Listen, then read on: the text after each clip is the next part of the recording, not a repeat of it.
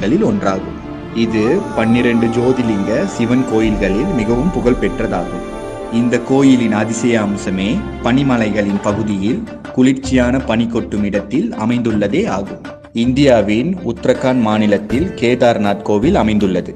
மிகவும் கடுமையான வானிலையின் காரணமாக ஏப்ரல் மாதம் தொடங்கி தீபாவளி திருநாள் வரையே இந்த கேதார்நாத் கோவில் திறந்திருக்கும்.